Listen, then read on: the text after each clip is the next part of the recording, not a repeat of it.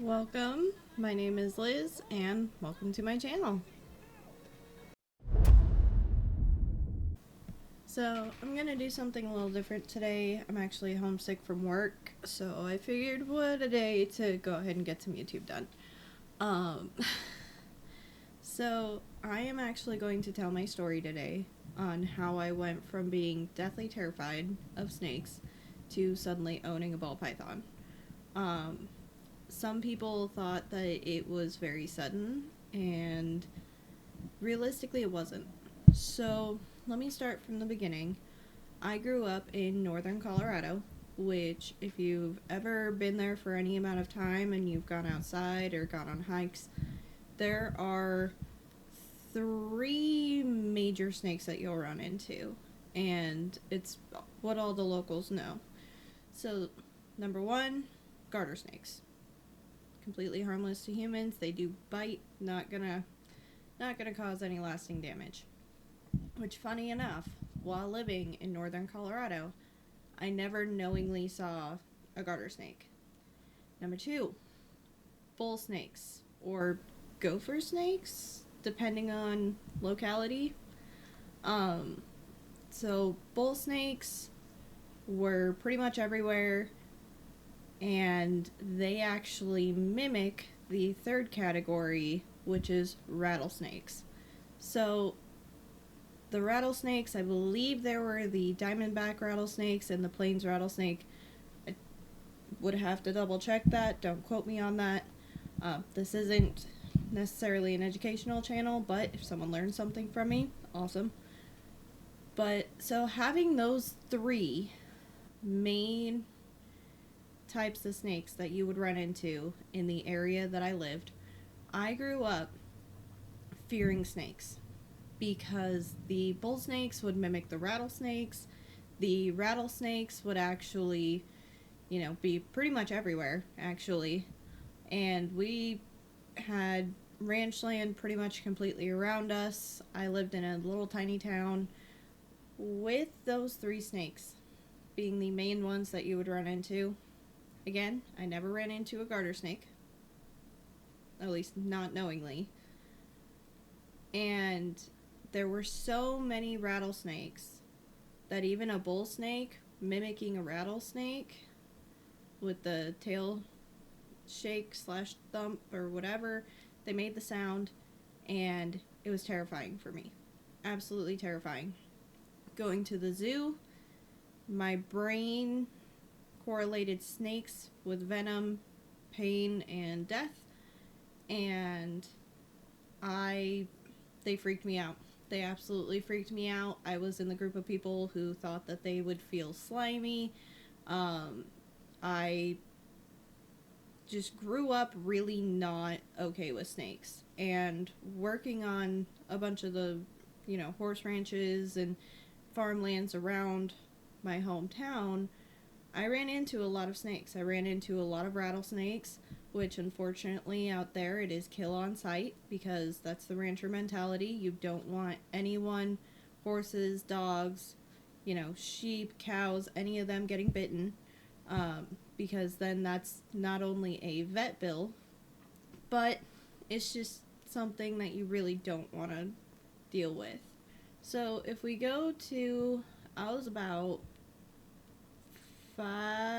7 or 8 years old, and we were on a friend's property riding go-karts, and I was in the passenger seat of this one. It was a two-seater.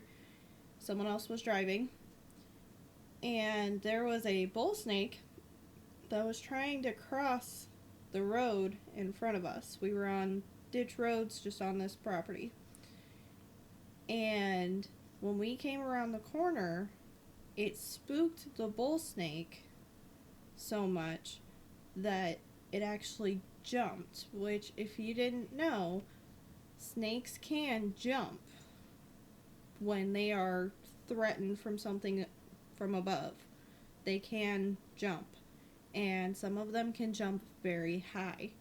Well, this bull snake had unfortunately timed the jump to the point where it ended up landing on my lap And not only was I freaking out, I was like, again, 8 years old, but the person driving freaked out, and we managed to like throw the snake out of the go-kart, and we ended up going back up to the house, and we were both in tears, and it was just not a good situation. So there's kind of my trauma with snakes as well. um but going through the years working on all these ranches and everything really kind of upped my fear. It made it so snakes were pretty much intolerable. Now, through all of this, I loved researching them. So, National Geographic has lots of really cool stuff about snakes, especially tropical snakes, in the Amazon, all over the world, realistically. And so I really loved learning about them, but if they could even so much as touch me, I was not having it. During my pregnancy with my son, we started talking to someone in Kentucky. And that someone in Kentucky managed to kind of show us the price difference between Colorado and Kentucky, because in Colorado we were not financially doing well. It is a very expensive state to live in, especially if you don't have money moving forward into it. And growing up there with my situation and growing up there with his situation, it just was not conducive to us being able to make it out there. So when we ended up finding a house out here in Kentucky that was actually, we thought was cheap, because a 4-bedroom house on 3 acres in Colorado is going to be close to $750,000, if not higher at this point. And so we started seriously looking, and we applied and got pre-approved. And when we did, it was like a whole new world opened up. So we ended up buying a house in Kentucky, but we bought a house in Kentucky, and when we moved out here, my son was only 3 months old, and I was terrified.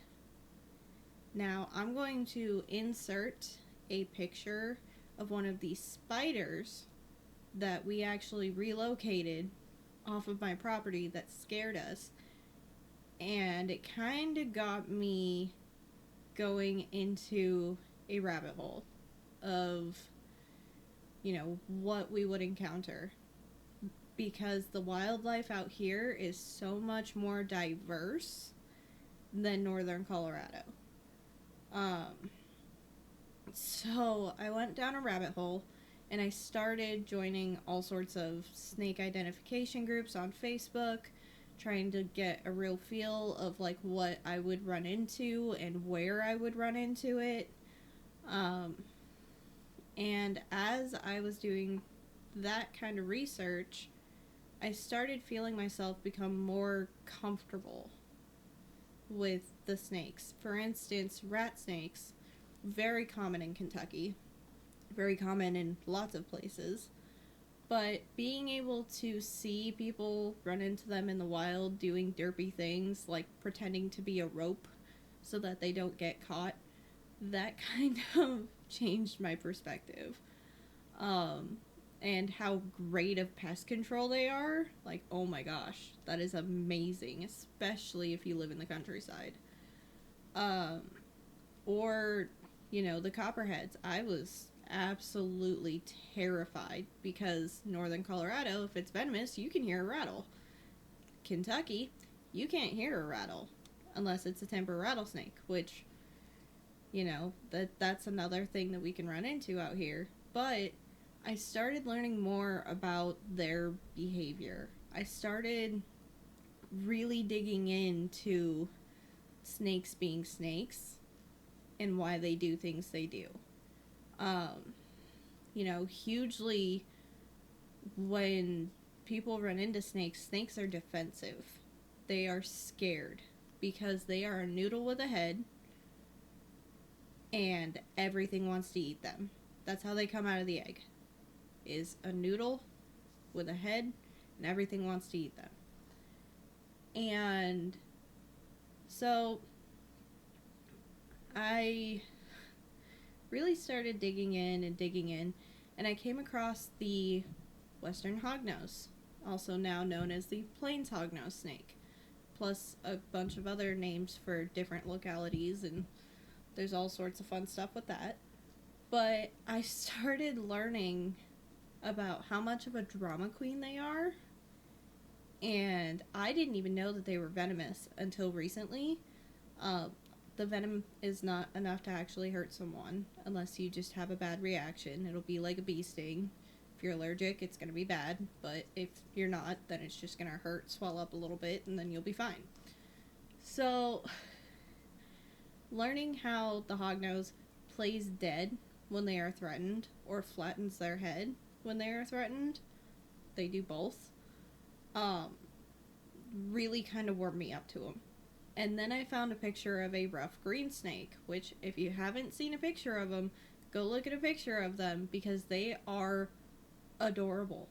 They are just tiny little green ropes with derpy faces, and they are just so cute you want to boop that nose. But anyway, so I was doing my research into that, and then I slowly started moving towards YouTube for more research.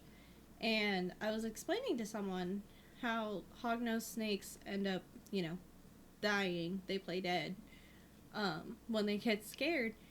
And I was looking up a video to show this person on how absolute dramatic this snake is when it does that.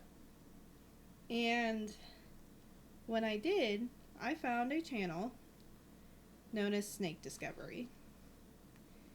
And I found a hatching video of their hognoses. It was one of the early hatching videos. And I kind of fell in love. I have since still been binge watching pretty much all of Snake Discovery's videos because they are just wonderful. Ed and Emily, you are awesome. Thank you for all of the information and for teaching us and so many people, and you guys helped me really get over my fear. Also, love the baby hognoses. They're so cute. Anyway, so I found Snake Discovery, and then from Snake Discovery, I started finding more reptile channels. For instance, green room pythons, which if you haven't watched green room pythons, Bob is awesome. Go check him out. Clint's Reptiles. Clint is absolutely awesome. He's a zoologist and he's got a few other degrees. He is so real and so relatable with his content, and I absolutely adore his content. So definitely go check him out. And then, through all of those, I started finding more and more and more and more, and each one helped my fear kind of dim down a little bit less. And I saw the love and the passion for all of these different animals, because it's not just snakes, it's other reptiles, it's bearded dragons, it's monitors, it's blue-tongued skinks, which I think are adorable, but I didn't know they existed before. And, it opened up an entire world for me that I did not expect. So then, after doing all of this research, trying to figure out, okay, I kind of want a snake. I kind of want to really push myself and get over my fear, which I'm still not over yet, but we'll get there. But I decided that I needed to go hold a snake. I needed to go see if I could hold a snake without having a complete panic attack, complete meltdown, and if it was something that I could think that I could deal with. Because I knew, so growing up, I had a leopard gecko. Her name was Neon, And she was a classroom pet at my brother's junior high. And when they shut down the school, which was his last year there, they asked if we would take care of her because we had had her over a summer. Took great care of her. She came back, nice fat tail, super healthy, super happy. And so they asked if we could take care of her and go ahead and just keep her and give her a good home. So we did. And I grew up with that leopard gecko. This was years ago when heated rocks were the standard. Nowadays, we already know heated rocks are fire hazards. They will burn your reptile, and there are all sorts of other bad things that can happen with heated rocks. Don't get them. I mean, you can get them, don't plug them in. Simple as that. But yeah, so I had that leopard gecko. We really did not socialize her. Pretty much since we had gotten her, there were very, very few socialization attempts with her. At one point, she actually bit my dad and tore his finger open, which we were originally told, yet again, this was forever ago, we were told that they had no teeth. Well, that day proved whoever told us that wrong by a lot. Tore his finger open, and pretty much since then, we didn't handle her. Pretty much at all.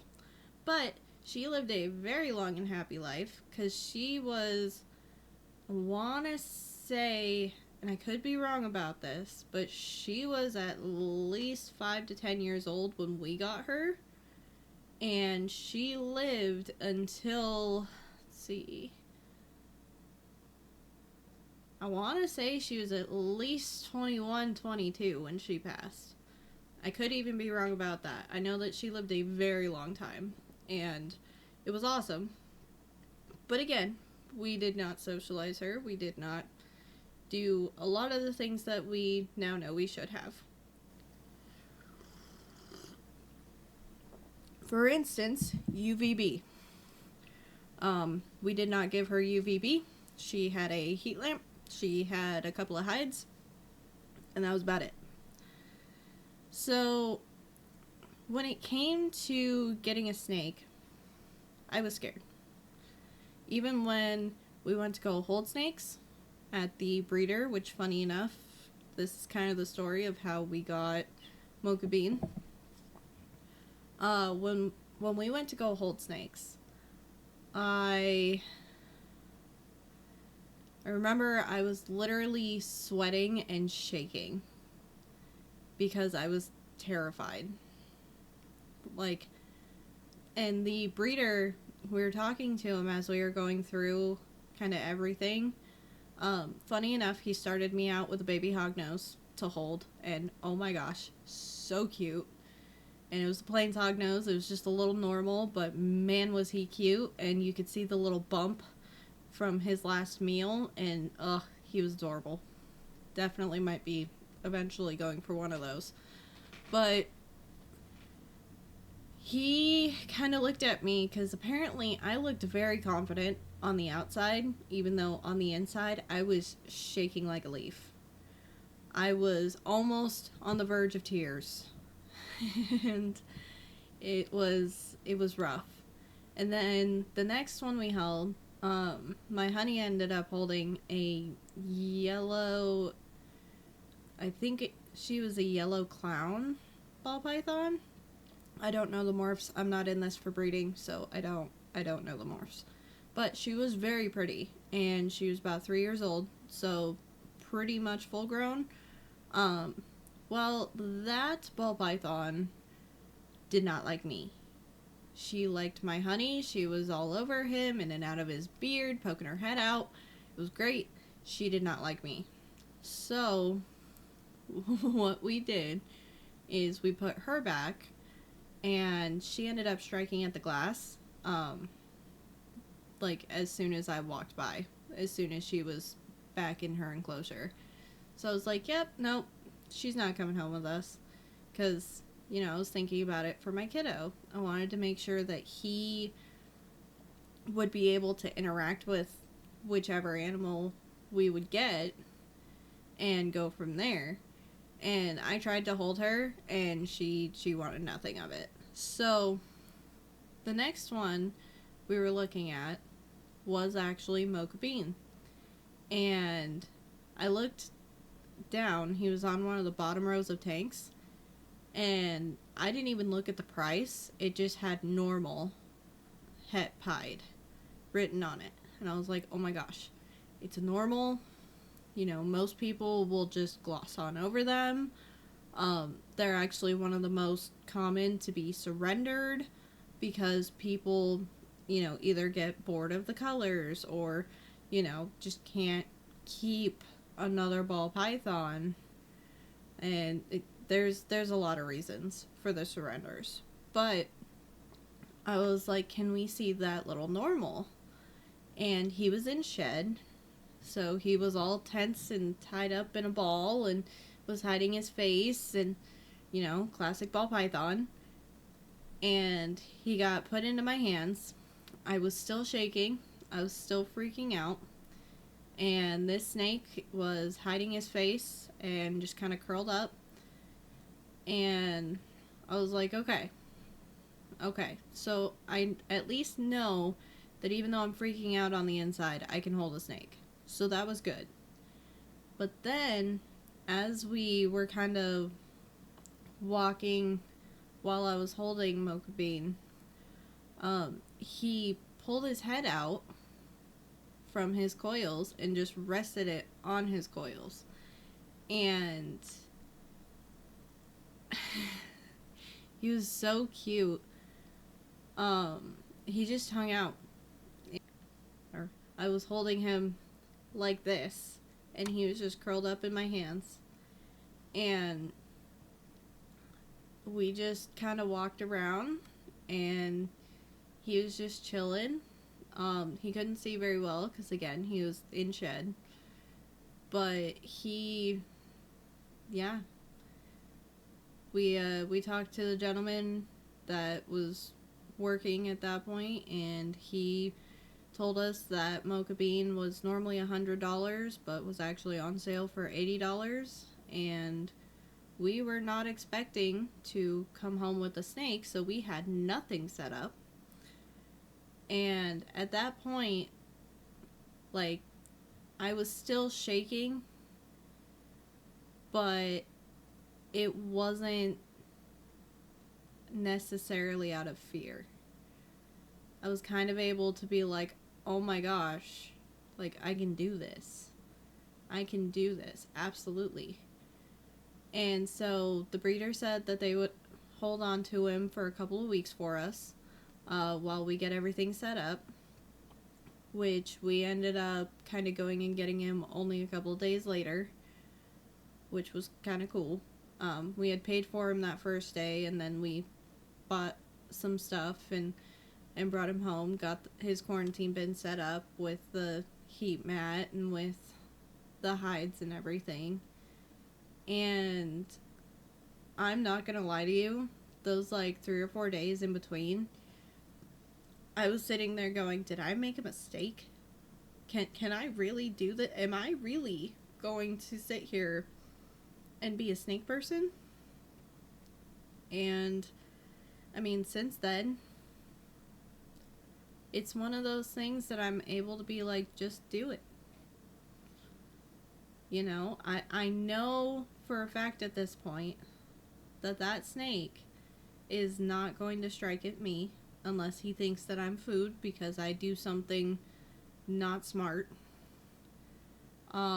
He has proven to me that he is going to socialize very well, which is awesome. He is eating for me. You know, his big enclosure gets here tomorrow, so I'll do a video montage of that once it comes in. But yeah, it's really weird because there's still a deep-seated fear of other snakes, and yet I can sit there and hold mine without freaking out. So it's just kind of, I guess, exposure therapy is the way I'm going about it. And I really, truly am here just to tell my story. And if my story helps someone, that's amazing. That's what I'm doing this for, is to get it out of my system, to explain it to people, that even though I had almost close to a phobia, I was able to overcome that just by doing research and finding understanding. Because there's a lot in this world that we fear just because we don't understand it. And it's, people, cultures, pretty much anything. Animals, sharks. I love sharks. You'll never find me in a pool with a shark, but I love sharks. And I think I've gotten to the point where I'm happy to own a snake. It has taken quite a while, and it has taken days of research and utilizing multiple sources for that research. Always don't get all your information in one place, kids, because that person may have some good information, but they may also have some outdated information with the good information, or they may just have some good information with some bad information sprinkled, or it might all be good information and you just want to double check with someone else. Do your research and find multiple sources. That is huge. And honestly, if I wouldn't have found green room pythons after watching Snake Discovery and really building my love for reptiles with Snake Discovery, if I would have never gone to green room pythons, I would not have considered a ball python. So, do your research. You never know what you'll find that you actually enjoy.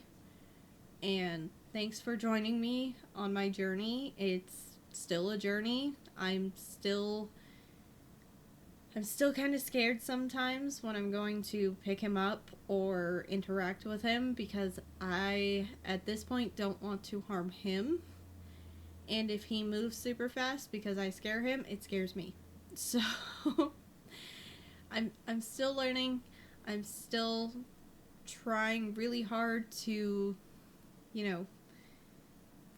kind of quell that fear. And here's to facing our fears together.